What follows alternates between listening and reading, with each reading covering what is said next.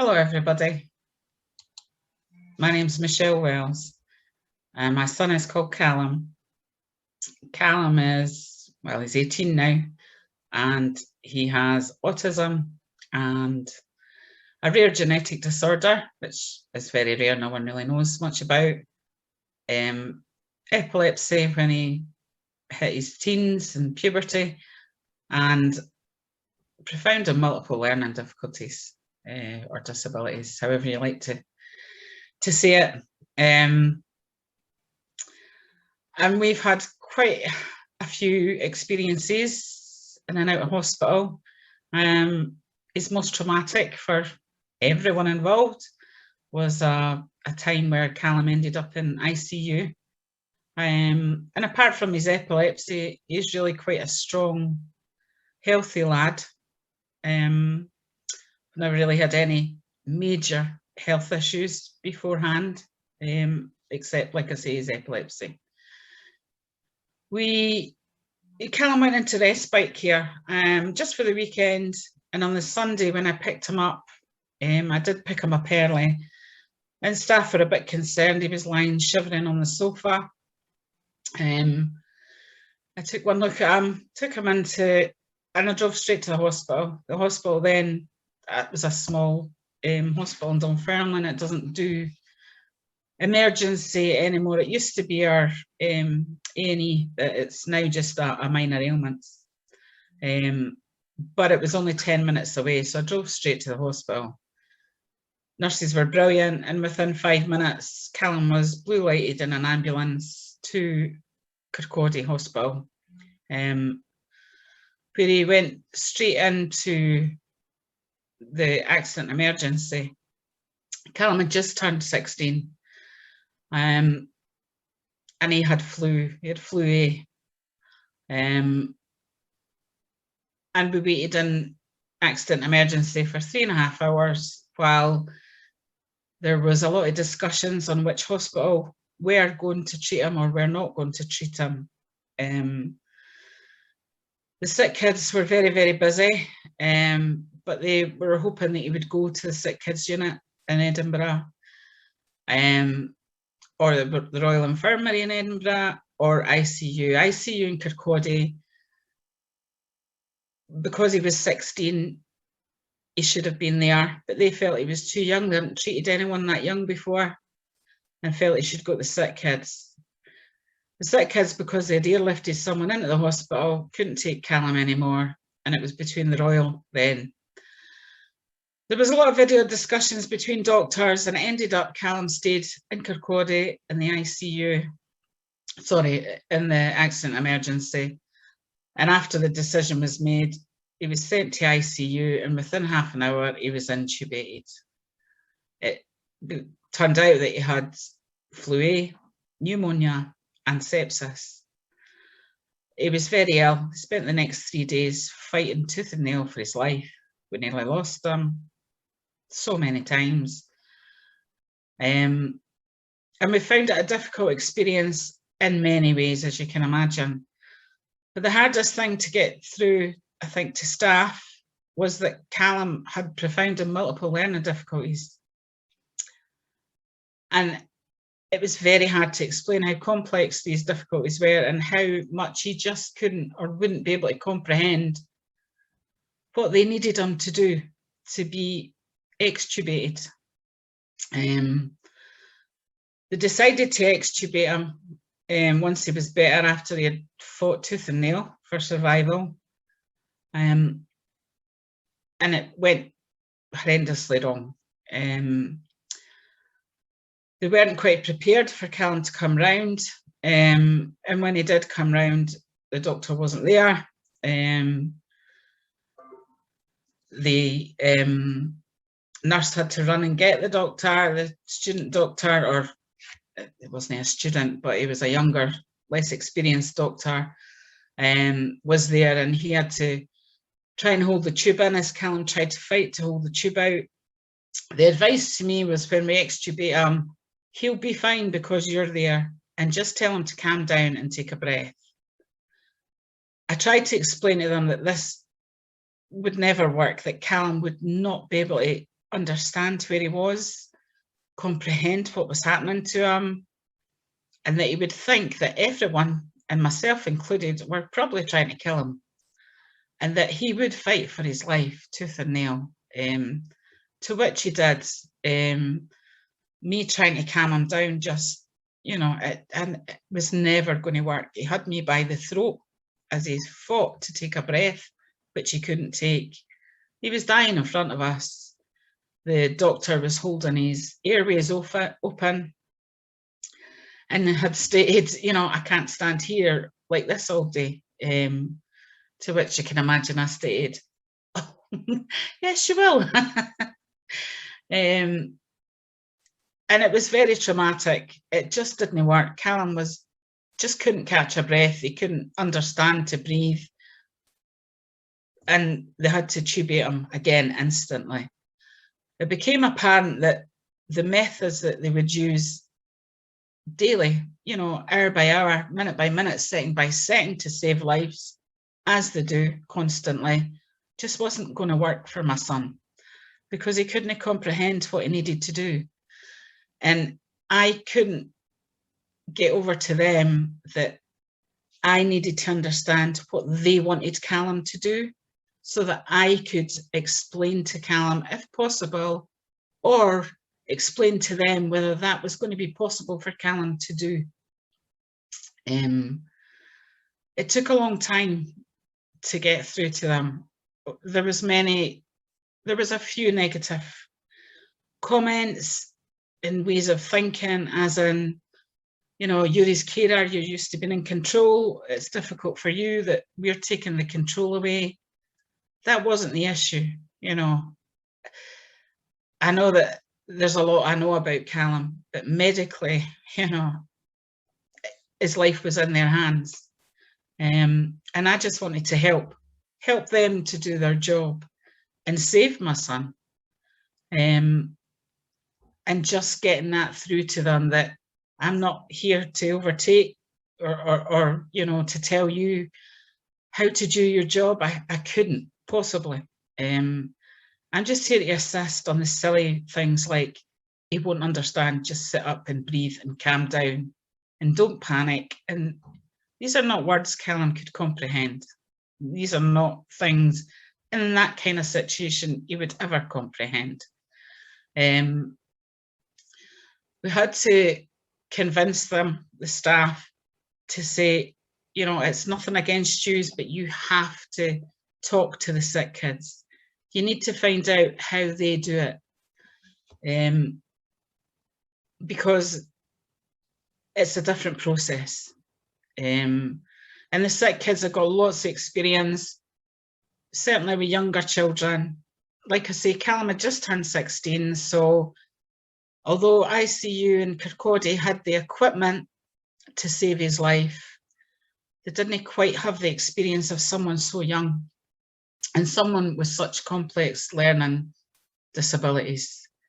And I think for all Callum's disabilities in a bowl, the profound and multiple learning difficulties were the hardest ones, were the ones that were going to make the difference between life and death at that point, in that situation. And they had to liaison with sick kids. Once that was done and they were liaisoned with sick kids, it made things a lot easier. And I think then most of the staff, well, all of the staff really got involved. One nurse did feel that, they knew, they had done it forever. It had always worked. Their success rate was fantastic. And I appreciate that. Yeah, they do. And they're brilliant. But there's always one, And this time it just happened to be Callum. And they just had to change and tweak what they were doing or what they would normally do. But it made it very difficult for them, very difficult. After he was tubated, he still needed the heavy power machines for the oxygen, although he didn't need it then eventually for everything else. But he needed it for his oxygen. He had physio in, adult physio came in And, you know, she was absolutely brilliant. Once he was extubated and awake then, and still on oxygen, she went to the trouble of learning to sing Incy Wincy Spider while she was giving him physio, just to make him feel better. She didn't have children of her own. She couldn't remember it from her childhood. So, you know, she worked really hard to do that. And so did the doctors and nurses. But it was all a very different way of doing it. Normally in ICU, when patient is extubated, they would have a feeding tube from nose to throat. This wouldn't have worked for Callum because I knew he had a sore throat. We had the camera down and his throat was really quite scraped. He had suffered a couple of bacterial infections after being extubated so traumatically. His throat was, you know, scraped, rough, damaged. And once he was extubated, this bothered him. And I know my son, and I know that he wouldn't want to swallow because it was sore. And if he was allowed to not swallow, that would have become an issue for Callum, a sensory issue. So we requested the tube being out. Going to paediatrics from ICU, he went too early. He still needed too much oxygen. And it was threatened that he was going to have to go back and be tubated again because he went downhill so quickly. We had to intervene. We felt that, you know, to tubate him again would have just been terrible for his health. And we asked for physio to come in. Physio came in, but it was children's physio that came in then after that because he had been put into paediatric ward. And she was brilliant. She was absolutely brilliant. But there was no physio on paediatrics at the time. The only reason she was there was because they were doing a trial to see if it was going to work, to see if physio on paediatrics would be of any use. I personally feel that the physio on paediatrics helped to save Callum's life because I don't think he would have survived being tubated again. He just wasn't physically strong enough by that point. He had lost, in 2.5 weeks, he had lost almost 3 stone in weight. You know, although they were feeding him in ICU, his stomach decided it wasn't taking the food anymore. You know, these things happen. There's nothing anybody can do about that. That's just your body deciding it doesn't want it. And that's nothing anyone can fix. So I felt that he wasn't strong enough anymore to be tubated again. So physio came in that night, I think about 11 o'clock at night. She came all the way back to the hospital, worked with Callum, showed us what to do, showed us how to work the suction and what to do when she wasn't there. And I think that was just a life-saving thing, you know, to have physio on the ward at paediatrics, just to us was a lifesaver for Callum. Speech and language as well were involved. They were fantastic. They helped us to make sure Callum didn't have the sensory issues and that he would eat and that he would swallow. They had signs and pecks that they could just go and get and print off and come back, and they had an instant understanding of Callum's learning difficulties, which made a huge difference. Just immediately they had access to the things that would help. But without that, without the extra that Callum got, that wouldn't normally be available in the paediatrics, it would have been a very, very different story for Callum. And I think he would have gone back to ICU. And then I'm not sure how it would have panned from there, but, you know, he wasn't as strong. His body had been through so much and so much trauma that, you know, just having that nursing team on paediatrics was just a lifesaver. One of the things that did help when we were in the adults, when Callum was in ICU, was his epilepsy team were in the same hospital. So his epilepsy doctor and his epilepsy nurse were able to come up and say, well, Callum won't understand this and he won't understand that. So it was good to have a team there that, you know, it was easier for doctors to speak to doctors, if you like. It wasn't mum just nagging on, you know, he likes it like this and he doesn't like it like that. And, you know, when they're busy and they haven't got time for that. And I appreciate that. But there's a point where mum nagging on, there's important information there. I think if there was certainly a liaison nurse available, someone that can liaison between child services and adult services, that would help immensely. We had an experience of going over to the sick kids after that for an MRI, and we had a liaison nurse from Edinburgh. We also had a liaison nurse from Fife, and they managed to talk to each other, which was a lot of help, and coordinate things. But they also involved me, and that just made it all just more coherent. It just worked better. I was able to explain to them while they weren't under too much pressure of having to see another patient, or, you know, and you had their full attention. You were able to kind of explain better because you didn't feel under pressure to get the right information across. It's hard to know what information they need and they don't need. I mean, we have since done a hospital passport. We didn't have one at the time. But at the same time, I think that would have been hard for them to go away and suddenly read. And, you know, I mean, especially when you're in a situation like ICU, every millisecond counts. And I know these doctors have got so many patients that they haven't got an immense amount of time to spend an awful lot with you. With somebody like Callum, there is so much information to pass on.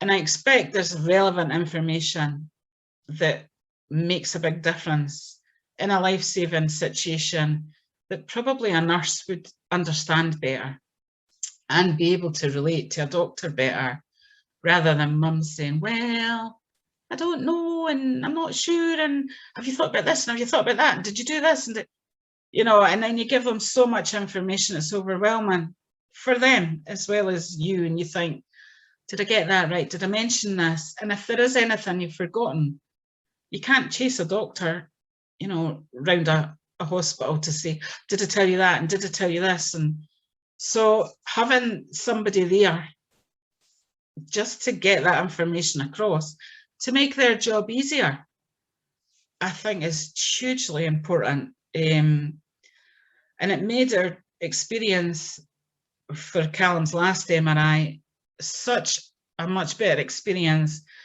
because the liaison nurse knew we were coming in, he knew where we were going, he could send pictures to me of what the ward looked like.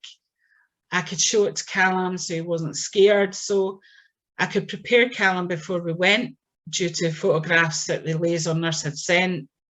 And he knew we were coming in, what time. He met us there, took us to the ward, made everything just run really smooth. We were in, we were out, we were away. You know, it was done and dusted. It was just, it was night and day.